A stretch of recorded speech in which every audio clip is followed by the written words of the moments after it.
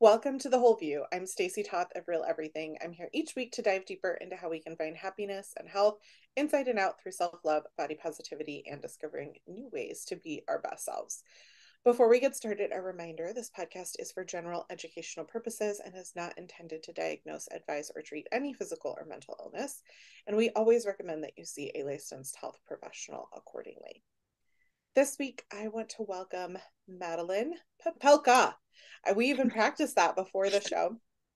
Madeline is a writer, trauma survivor, and mental health advocate. She created the largest trauma healing community on Instagram, Healing from PTSD. She was born and raised in the San Francisco Bay Area, but grew up in an Asian American household where mental health was never discussed. She struggled with her mental health for her entire life, including intergenerational trauma as a daughter of a refugee. She went from feeling broken and damaged beyond repair, suffering in isolation, to learning and teaching in a growing community. Now, featured in publications such as Newsweek and Cosmopolitan, as well as her new book, You're Going to Be Okay, Madeline has forged a new path for herself beyond her PTSD. And she states, after being on my healing journey for years, I have a profound sense of internal peace and freedom that I never thought would be possible. And she's here to share some of those lessons with us today. So, welcome, Madeline, to the show. Can you tell us a little bit more about yourself? Yes, absolutely. And thank you so much for having me and creating the space to have conversations like these. So, yeah, a little bit more about myself and my story. I went through several traumatic experiences throughout my life, but because they weren't quote unquote that bad and they could have been worse, I just continuously buried my pain and always tried to move on. And these experiences ranged from my mother, who experienced very severe trauma as a Vietnamese refugee, threatening to beat me when I was a kid, to sexual assault in college and just being violated by men on many occasions. It also included getting chased and running for my life. And then the last traumatic experience that really set off all my PTSD symptoms was witnessing the aftermath of my friend getting drugged and assaulted. And about 6 years ago, it all caught up to me. I just kept on trying to move past these traumatic experiences and telling myself to get over it, but it all caught up to me, and all my trauma symptoms bubbled up and they completely disrupted my life and made it impossible to work or sleep or do anything other than stay in my house and cry. And I was ultimately diagnosed with PTSD. And when I received that diagnosis, I was deeply ashamed because I didn't know anyone else in my life who was struggling with PTSD. And because the experiences that I went through seemed so quote unquote small, I felt ashamed because I thought that I should have just been able to get over what I'd been through. So, because I carried so much shame, I suffered in isolation. But once I got to a certain point on my healing journey and had been in therapy for a while and I felt stable enough, I was inspired to start sharing my story with other trauma survivors who to help them feel less alone and to help them feel validated in their experiences. So that's where I got to where I am today. Well, thank you for sharing. And this is definitely a safe space. I want to remind listeners to take the time that you need to process whatever you might be feeling with some of the things we'll talk about on the show. We're not going to go into the details of individual trauma, but more how to recognize what you might be feeling. And I think what is unique about your story, Madeline, is it's not like you fought in a war or had some of these, as you called it, like big, or as sometimes it's called in the medical literature, trauma with a capital T experiences. And I want to remind listeners that everyone will experience some kind of trauma in their life. There is no perfect scenario for us all. And it is part of what builds resilience in us and creates positivity in who we grow to be, the life lessons that we learn sometimes, but sometimes it doesn't provide that kind of opportunity if we haven't had the space to process it or felt safe or all of those kinds of things. And so I was doing some research before the show and I don't know, I was surprised, but then sadly not really, that about 5% of all adults have PTSD in a given year. So 13 million Americans, and even higher numbers, 8 out of every 100 women will have PTSD at some point in her life. And so I would actually argue that number is probably much less than people realize because they're being diagnosed with like anxiety or depression or health issues associated with where we store some of this trauma in our body that I know a lot of my listeners probably can identify with. And we all went through a collective trauma through the pandemic. Like we've talked about that on the show before. We've also talked about like ACE experiences in childhood and how that affects both mental and physical health long term. So I know we've talked a lot about this, but today's show, I kind of want to focus on these little things that build up that can really have a significant effect on our well being. And I know for me, it wasn't until my husband and I were in our late 30s that we realized that we had some unresolved, specifically childhood traumas. And like you, Madeline, ours was caused by our brother dying and all of the emotions and things that went into that. He suffered from mental health issues. He suffered from substance abuse because of that.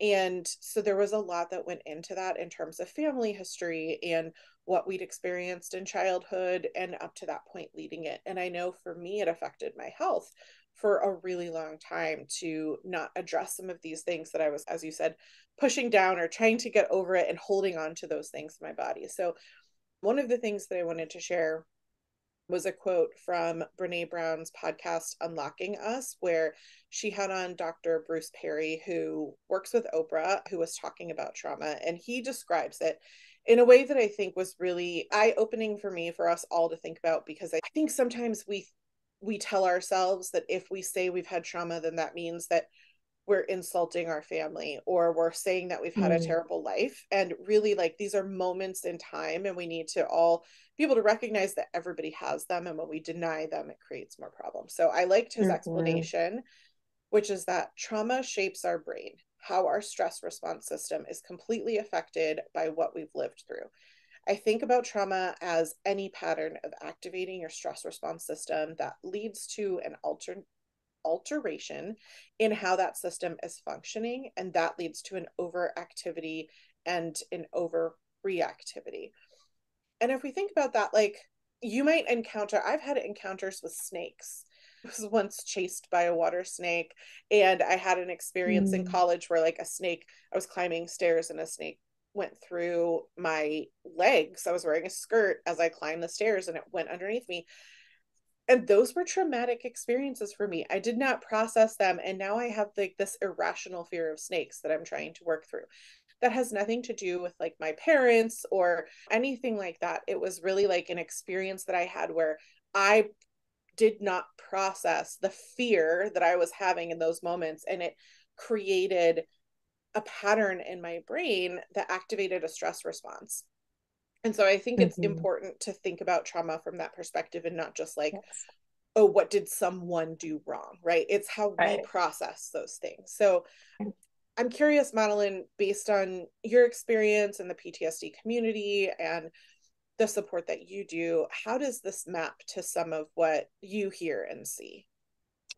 Yeah, so I personally am not a fan of classifying trauma as big T and small t for this reason, this explanation that you just shared from Dr. Bruce Perry, because trauma isn't necessarily the event that happened, it is our unique response to what happened. And it's about how the events have affected us and affected the way that we can function.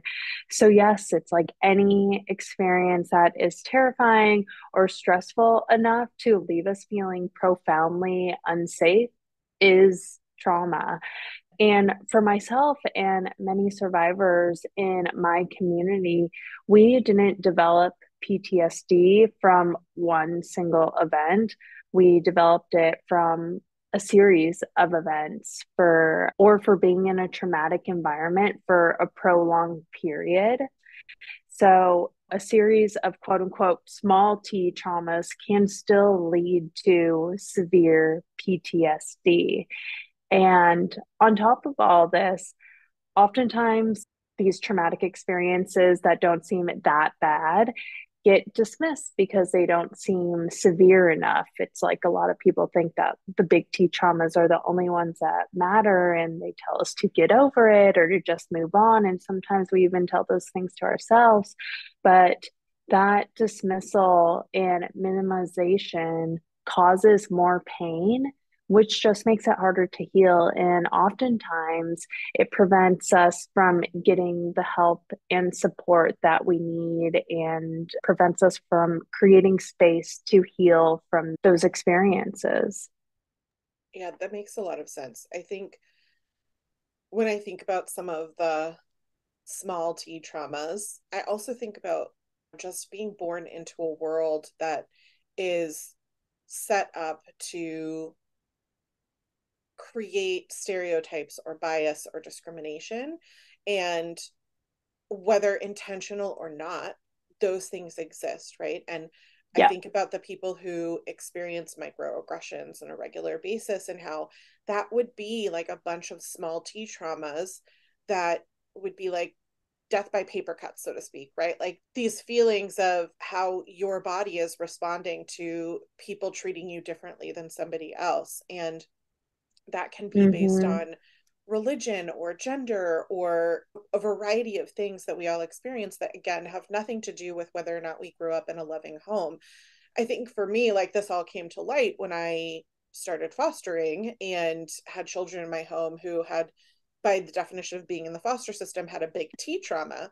But then working through some of the issues they were having, there were a lot of other things that happened in their life and in our own life that we needed to work through to be able to properly support someone experiencing those things. And I think what's interesting to me is the idea that we as a community are starting to be more open about mental health. We're starting to understand the impact that it has. I talk oftentimes like I don't think that mental health is separate from regular health. Like our brain runs everything in our body, right? So we have to prioritize it above everything else. If we're trying to focus on our physical well-being, our brain has to be healthy in order for that to happen.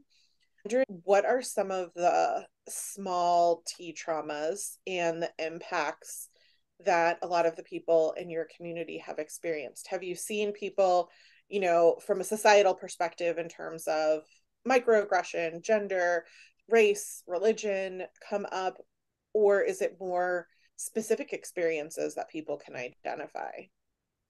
Oh, it's definitely both like racism, sexism, transphobia, xenophobia, ableism, that compounded with all these other things like harassment, bullying, other traumas that are often invalidated or dismissed, or like chronic pain, like experiencing unemployment, verbal abuse, divorce, witnessing violence or something take place, even though it's not directly happening to you. Like that's something that I experienced. And it can still, even if you're just witnessing violence, it can make you feel profoundly unsafe and can truly shake you to your core. But yeah, it's something that people often invalidate because you didn't go through it yourself.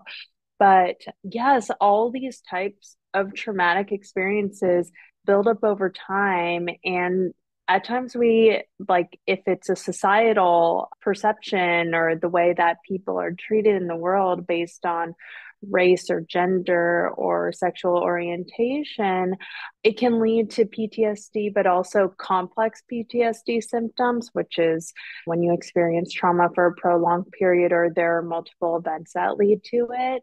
And that can lead to severe anxiety, nightmares, insomnia, panic, but also low self esteem and negative self image, which is, in my experience, has been the most challenging part of the healing journey.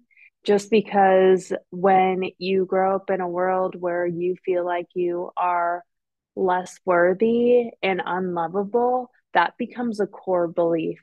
And if you live with that belief for decades, it takes a lot of work and a lot of time to start to tear down that belief and start building up a new narrative about yourself.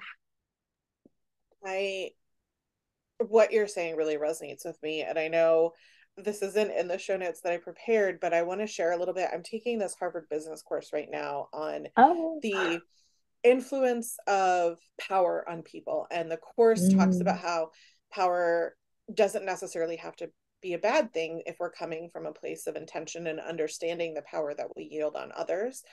And there was a module that talked about what motivates people to understand like where a lot of power comes from, and the two core concepts are people are influenced by feeling unsafe or safe, and people who are feeling lack of self-esteem, and if you can mhm, help build up their confidence. And so we see oftentimes that what was interesting to me is when I was thinking about the course and also what we're talking now, like I can think about times where people are harmed, people have trauma from someone helping them feel unsafe, right? Not helping them feel unsafe, but for whatever reason, impacted by feeling unsafe, whether, all the scenarios that you gave, or just not trusting someone because of a past experience, right? Like all of these things build up, and then it is hard to break that habit because it is the pathway that your brain has created based on your own trauma response. Or also from like a negative self-esteem perspective, like if you've been told you're less than your whole life, either because you went to a school where you didn't feel like you belonged and you didn't have the right friend group. Again, not a specific trauma, it doesn't have to be bullying, it doesn't have to be whatever, it can just be like a lack of belonging. Both of those mhm, things feed to negative feelings, whereas the same time you can build up someone's self-esteem by helping them feel confident, by helping them see the positive things in themselves and all of this. And you can help someone feel safe by giving them safe space, by giving them assurances, by building trust. And when I was listening to you talk, I was thinking of examples in modern society where people in positions of power yield those mechanisms to drive their own agenda, right? Like if we think about the political landscape, is often coming from a place of fear because it's getting to the root of someone's lack of safety. It's getting to the mm, root of someone's lack of, well, if someone else is successful and I'm not, then I'm less than, right? Like this mm, comparative nature. And I just think it was interesting to think about how really what that is, people playing on other people's traumas, right? Like this, mm, this like concept of immigration policy for perspective is often about the fear that someone is going to enter the country and do some sort of harm to the people who are here.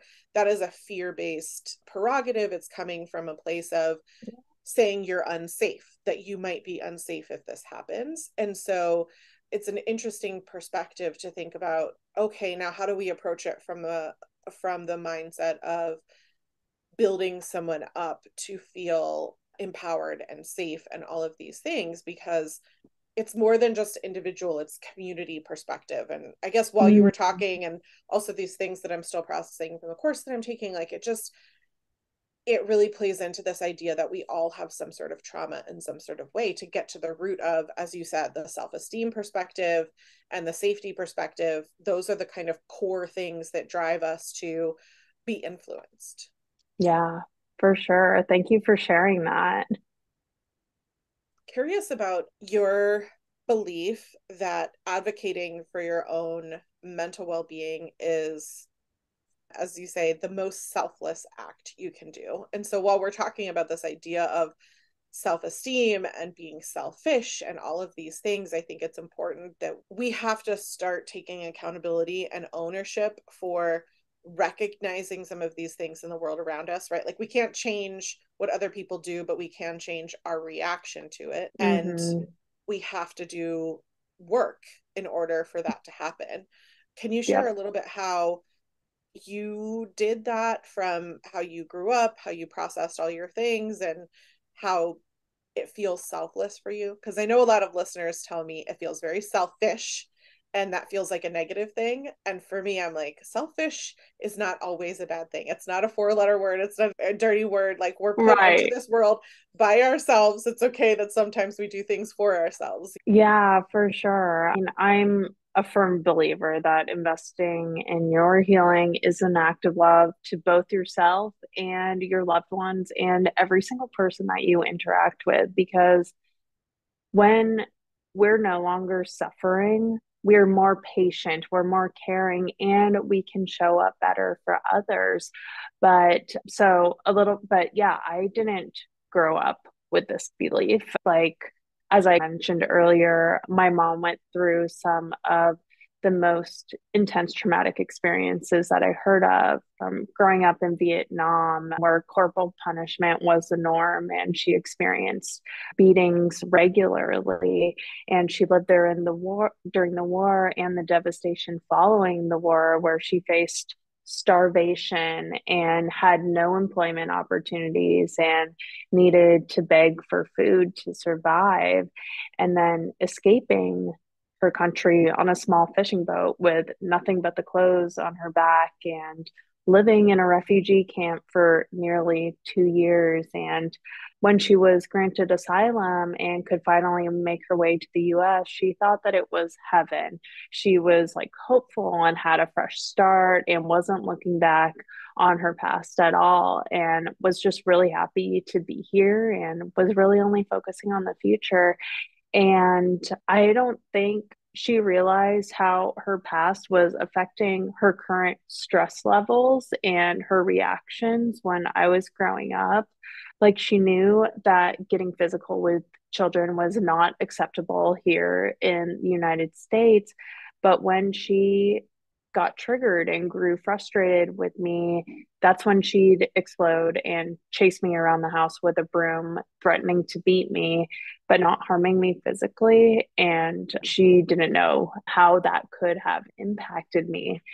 But I can imagine that if she did put some work into healing some of those emotional wounds, because she had been through so much, I think my childhood would have been different. Because when we're in pain and we don't tend to it, it can affect everyone around us, even if we aren't intentionally harming people.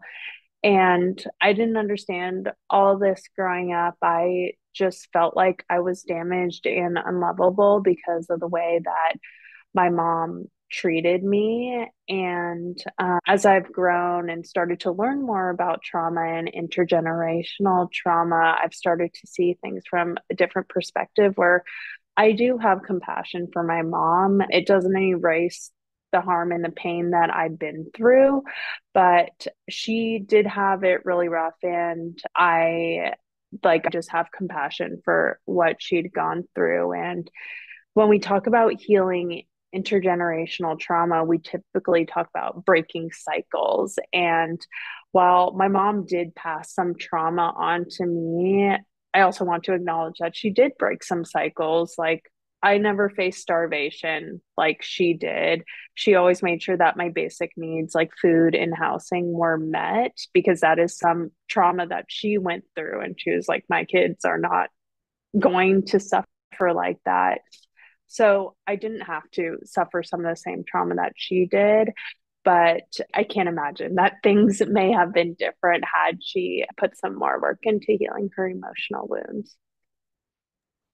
Yeah, I appreciate you sharing all of that and could see what you're talking about. And I myself know that a lot of us are trying to break generational trauma. And whether it be something like diet culture that Mhm. persists and is harmful, or is something like physical abuse or starvation or severe neglect. Like all of these things are very different. How we process them and how our brain develops as children when we're going through it, however, is unfortunately negative regardless, right? Unless we feel Yeah, safe, unless we feel self-esteem, like we're just, there is absolutely no way for your brain to develop in a healthy way. right. I wonder, like, let's say someone is listening and realizing right now, like, oh, I maybe did have some trauma that I didn't realize I needed to work on and heal from. I want to do the work that it sounds like your mom didn't have the opportunity to do. Like, where do I even start to do that so that the next generation behind me can, see benefit from that work? Where does someone start? Yeah, so I would say, well, first, I just want to acknowledge that healing looks different for everyone, and there are a million different paths one could take because everyone's experience is different, and we're all facing different challenges, and we have different preferences and access to care. But so I just wanted to start off with that. But the first thing that I would suggest is to be really honest with yourself about how your trauma is impacting you.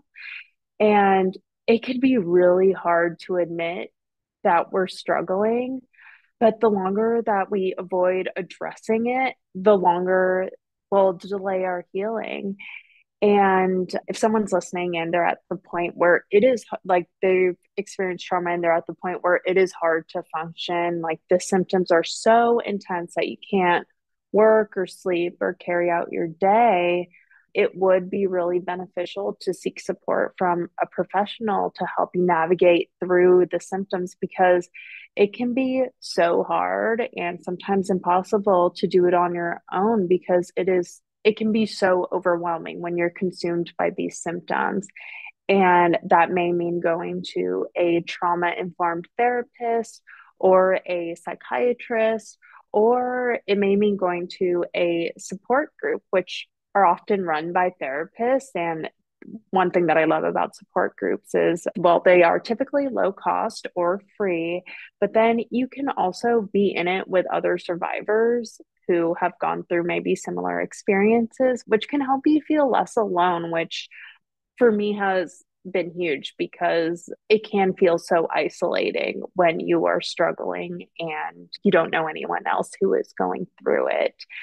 And even if you're at the point where you don't have severe symptoms, you don't have to wait to go see a therapist. Like, you don't have to wait until things are really bad. So, if that's what you're interested in and if you have access to it, like I would say go for it. But if you're in the position where, your symptoms aren't too bad and you aren't like ready for that kind of support, one thing that I would highly suggest is just to start building self-awareness. Like, take note of your thoughts and feelings and how they're impacting you and your symptoms. Like, take note of what helps you feel better, what helps you feel nurtured or safe or comforted. Like, start to identify your triggers. Self awareness is such a critical skill when it comes to healing because the more that you understand yourself, the more information that you have to work with to eventually heal.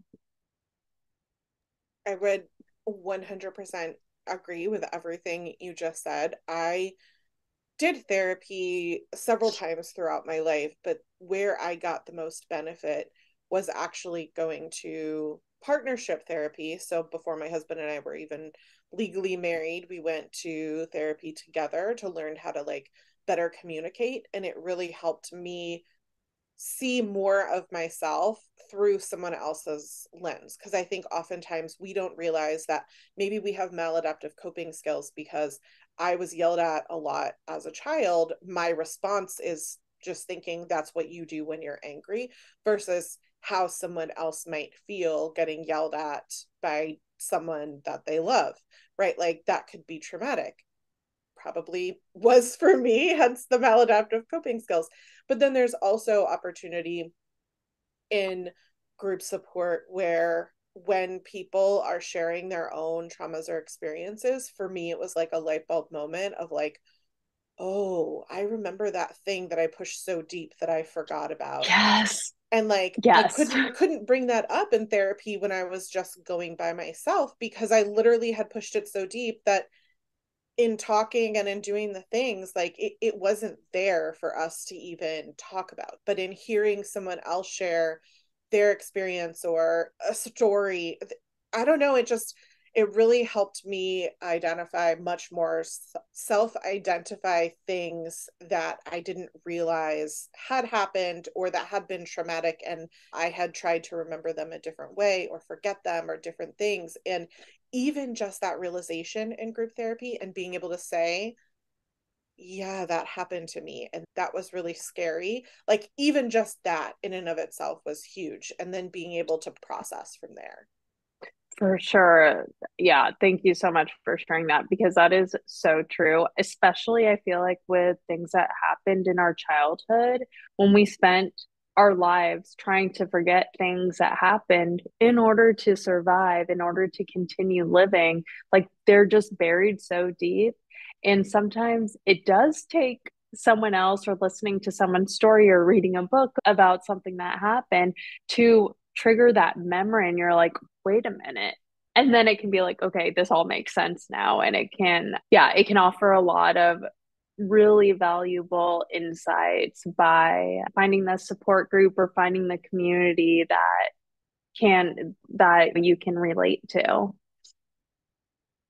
So, one of the things that I know I've mentioned and I see a lot that is also a way for people to identify as this term maladaptive coping, which is probably a term that not everybody understands. And what that means is like when you're experiencing something that is affecting your safety or your self esteem, you create in your head a response to protect yourself that isn't actually helpful. Like your brain thinks this is going to help me, this is going to protect me, but in reality, it's no longer serving you, right? And I recently heard a talk by Jay Shetty where he gave an example of like, you need a raft while you're on the river, and like you literally would not survive without the raft. And then you get out of the river and you're along in a forest. If you're still carrying the raft, it's going to make it a lot harder to go through the forest versus if you just leave the raft Mm, by the forest and then you walk through on your own. And I thought it was a really good analogy to like these coping skills that we develop when we need them in those moments that are no longer serving us. And as someone who I work with people, children who have extreme PTSD, just complex, like extreme, extremely complex PTSD, I find that there are a lot of things that they're carrying that aren't serving them. But in doing so, like I said, that awakens me to the things that I'm doing that aren't serving me. So I'm wondering when we're looking at our lives, right? Like whether it's we get a rush of feelings at a certain anniversary or a holiday or things sneak up on us, or if we find ourselves reacting immediately to anger about something and wondering like why does that make me angry? Where does the anger come from? Usually it's rooted in sadness, right? Like, how can we go yeah. about realizing some of these things that we're doing, these maladaptive coping skills to work on that change, like when we're in those moments ourselves? For sure. So I think like going back to self-awareness, like that's I feel like step number one is recognizing when we are falling back into this way of coping that we've because when you've been doing it for your entire life, it can be really hard to recognize it. And sometimes it does take someone else, whether it's a therapist or you see it in someone else, to like use that information to reflect. It's just like self awareness, being aware that you're doing it in the first place is step number one. And then finding more supportive ways to cope. whether it be like a grounding, like if you're overwhelmed with emotions, like maybe it's a grounding exercise or a breathing exercise, and having like a new tool in your back pocket so you can, instead of just like pushing the feelings away or trying to move past them like that, take the time to actually process them in a way that doesn't feel overwhelming, which again is a practice. All these things that you'd like learn in therapy, grounding, breathing exercises, all of it takes practice in order for it to actually work, which is annoying, but that is the unfortunate way of learning these coping skills.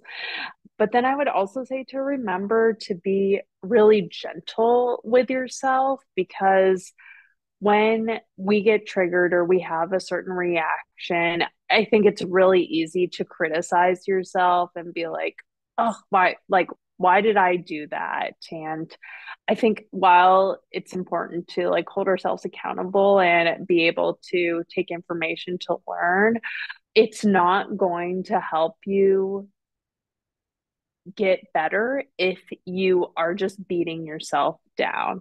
I think it's really important to meet yourself with compassion and try to comfort yourself, because comforting yourself is what's going to help you move forward. Because if we're just criticizing ourselves, it's really hard to get stuck in that state where we're just picking ourselves apart, that it's really hard to actually be able to move forward. So acknowledge and validate your feelings. Like, let yourself cry if you need to. Do things that help you self soothe. And part of the healing work is figuring out what helps you self soothe. And I know you mentioned like an anniversary or a triggering date or season. I think, a lot of us struggle with trauma anniversaries or seasons. Like the holiday season is always really hard for me because I have like a traumatic experience happened on Christmas Eve. So I just have that association. And I think if you can relate to that, and if you know that there is a challenging date or season coming up for you, try to plan ahead and prepare for it. Like, get the extra support that you need, whether from a friend or family member or a therapist, and tap into your people to help you lighten your load and limit your sources of stress to make things more manageable so you can get through that season and you aren't going back to your old ways of coping. Yeah, I really appreciate all of that. And I think that the idea of things like breathing exercises can be so powerful, and we use them in our home both for PTSD as well as like I have a neurodivergent child with impulse control issues, like teaching just to take a pause and to do those breathing exercises, like just take 3 deep breaths and then tell me how you're Mm-hmm. feeling. Like, it's just really hard to implement those in an environment where your therapist isn't there, right? Like, you're practicing when you're not escalated, and then you're on your own when you have these things come up. And so asking those around you to participate in some of that in like a supportive way. I know for me, I had to express to my partner, I'm working on like working through being calm when I am feeling escalated. Like, instead of yelling, instead of having this immediate response, I want to try to like re-regulate and process and then tell you how I'm feeling. I'm working on that. And when it happens, I need you to X, Y, or Z to help me realize that it's happening. Or if you see me pause and walk away, like, don't be triggered that I'm abandoning it. Understand that I'm like taking a minute to process. I'm going to come back. And I think those preemptive communications and getting the people that are around you on board is really important, because otherwise they're going to see a change in behavior and that might be concerning for them, right? Like, if you've been For doing sure.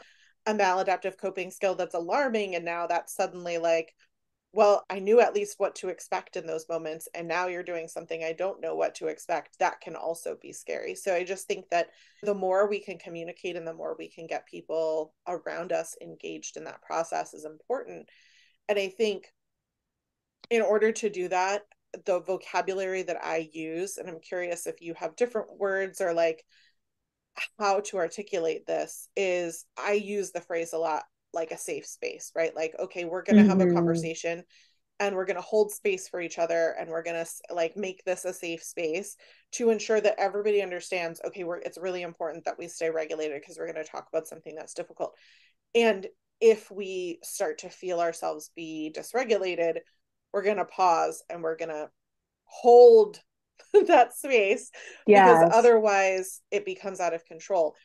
But I recognize that those terms might, like when someone hears the word hold space for someone or safe space, like that people might not know what that means or how to Yeah, react. for sure. Do you have different words, or like how do you create that? Yeah, no, I use safe space and holding space a lot. And for me, and I think a lot of other trauma survivors too, creating a safe space involves allowing someone to show up as themselves with all their emotions without fear of being judged, criticized, or dismissed. Being fully present for someone without trying to fix them, without trying to offer unsolicited advice or asking a bunch of invasive questions just because I can be, when you're regulated, like you can't. So it's too hard to articulate things sometimes. It means giving that person your undivided attention and listening. Like, don't be distracted on your phone because that makes you feel like unimportant. And I think it really, at the core of it, it's about reminding people that they aren't alone and that you'll be there by their side and that you'll get through it together. And I've done a lot of polls on Instagram, a lot of conversations with my community about the best way that they want support from people in their lives. And while everyone does want support in different ways, listening has been like the number one always, because at the end of the day, we just want to be seen and heard and validated.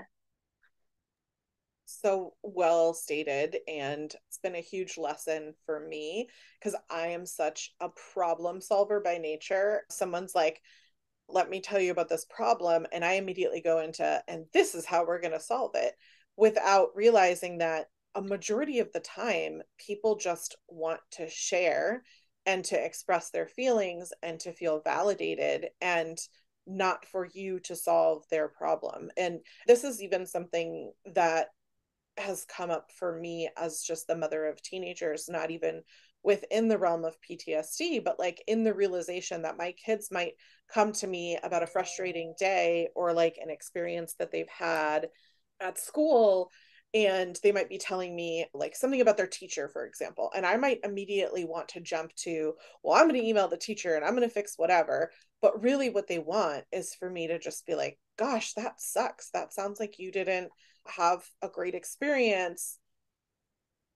Do you want me to solve this problem, or do you just want me to be here and listen? Like Mm. that question Mhm. has been profoundly important for me, to always pause and say the validating statement first, like I hear you, that sucked, whatever it was, right? Like to recognize I heard you, and is that what you want from me in this moment? Or do you want me to solve a problem? And it has Mhm. been eye opening for me how often they're like, no, I don't need you to solve the problem. I got it. And I'm like, how many years did I spend like creating all this additional stress for myself to try to solve everybody's problems? And nobody wanted it, my solutions. They just wanted me to listen. Like, gosh, that's so much easier. But yeah, it's not easier in the sense of like, if that's not innate to me, right? I have to pause and to create that space. And I have to like slowing down and pausing and just listening is not in my nature, while it is the easier thing to do than to solve a problem. So I'm Yeah. wondering, yeah, I'm wondering if that's one of your 16 lessons from your new book, is like this kind of pause and hold space. I know you have your book, It's Going to Be Okay. Let me make sure yes, You're Going to Be Okay. We'll put a link in the show notes for listeners. And people can also find out more information at your website, madelinepopelka.com. Again, we'll put all of those on there, or you can go to Instagram at Healing from PTSD. But one of the things that I was curious to know more about, and this idea of there being kind of 16 lessons that you've learned, both yourself through your community and all this kind of stuff, into this assurance of, okay, so you've been through something traumatic. We all have. If someone has PTSD or is just not able to fully process their trauma, what are some of the ways that we can work towards finally healing from that? And I wanted to leave on this because I always like to leave listeners with something like positive or actionable or some sort of suggestion that they can take forward and do today. Because otherwise it's like, oh my gosh, all the things, I have all the stuff that I need to do. And then you don't know where to start and you're left wondering what next. Yeah, absolutely. So one of the 16 lessons that I feel compelled to share right now is lesson number 11, which is hold space for the goodness. Like we were talking about holding space just now for like the pain and the hard times, but when you're dealing with trauma and you're struggling with symptoms, it can feel like your world is limited to your suffering. Like when I think about it, really felt like I had tunnel vision. And it's like trauma can trick you into thinking that good things in your life don't exist. But there could be good things happening in your life. But when we're so consumed by our pain and when we're so focused on our pain, we don't even acknowledge the good things that are happening. And I've learned that healing is just as much about letting yourself experience the good things as it is about working through your pain and leaning into the little pockets of joy that you experience each day can not only help you feel more content, but it makes the healing journey more endurable because it is hard and we need those little moments to help us keep moving forward and to for me it helps keep the hope alive. It's like, okay, these little things are what I'm here for. I don't exist to suffer each day. So in the book, I do have an exercise that I learned from my therapist, and I share about it and all the insights around it. But for listeners here today, I would like you to challenge yourself to name at least one good thing that happened to you today. And that good thing can be something small, like enjoying a delicious cup of coffee or going on a walk, feeling the sunshine, catching up with a friend, cuddling with your dog. Like a good thing can be anything that made you smile or helped you feel more calm or happy or good. And when I first tried to think about a good thing in my life, I thought that it had to be extraordinary. Like I thought that it had to be like, oh, like I'm going on this fun adventure, or oh, I'm getting a promotion, or because that in order for something to qualify as a good thing, I thought it had to be extraordinary. But once I shifted my perspective to find the goodness in the little things, I and started training my brain to try to recognize that. I started to feel so much more content. And when I first started doing this exercise, I was really depressed. And this was one thing that helped bring me out of that depression was identifying the good things in my life, holding space for them, acknowledging that they're there. And it just really helped me feel more grounded. I have been doing that myself. I've been doing three good things. So I would say, Love that. once you're feeling in a groove of one good thing, like before I go to bed every night, I'm like, okay, what are three good things that happened today? And Yes. I think what has been eye-opening for me is the realization of how I identify good things versus what Yes. societal expectations are of good things, right? Because someone might get a promotion and now they're going to be working more and less time with their family, and suddenly this thing that they thought was great is actually not actually contributing to good things in their life. And it's really helped me also parse out some of the things that I value and that are really important. And like Yes. quality time with my family or the dogs, or like just a moment where we laughed together or we sang and danced to a song. Like these are things that I find myself like holding that space for and recognizing those good things, and not like, oh, I bought a pair of shoes today. Like that's not what comes to my Yeah. mind. And so Yeah. it helped shift my perspective on where I want to focus my energy and all of that kind of stuff, or catch myself in, am I using retail therapy as a maladaptive coping skill because I think it's going to give me this like rush of positive endorphins or serotonin or whatever it is in my brain, when really like then I'm just going to be stressed that I spent money later, and what I wanted was like a hug from someone. And I think Yeah. the more you recognize the good things that you acknowledge, the more self-awareness you have about your habits and the different things that you're doing. It's just like a snowball of goodness, right? It's like it's putting you on that path. So yeah, I agree. Absolutely. And I love that you practice this before bed too. I feel like that's such like a good way to like wrap up the end of the day, and then also having it's like you're priming your brain for like these are the good things. I'm going to sleep well instead of like because a lot of us with PTSD suffer from insomnia and nightmares. So ending things on a good note, I think, is a great transition into sleep. Yeah.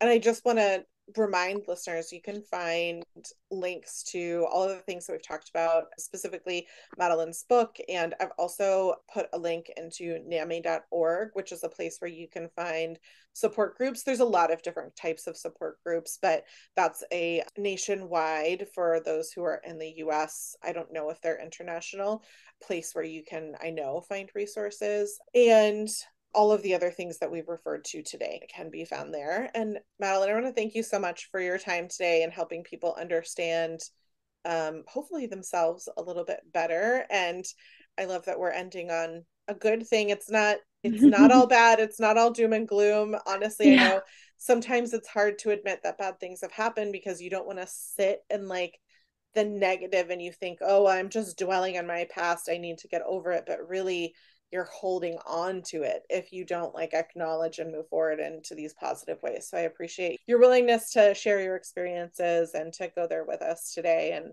I know that we've helped at least some listeners somewhere make some of these positive connections. So listeners, I want to remind you, if you like to get the show delivered to your inbox ad free, you can head to patreon.com/the whole view, which is also a really great way to support the show that we create and produce ourselves. And sincerely, please, if you've enjoyed the show, could you leave a review saying so? It costs you nothing except about 30 seconds of your time and makes a huge difference in my ability to be able to continue to do this and to reach more people who can improve their lives from the show. And of course, don't forget to follow or subscribe in whatever podcast app you're using. As always, we appreciate your willingness to be open to growth through your own personal changes. No one is perfect, but in listening, learning, and unlearning, we can choose to become better versions of ourselves for ourselves. Thank you again, Madeline. Thank you so much. I love the conversation.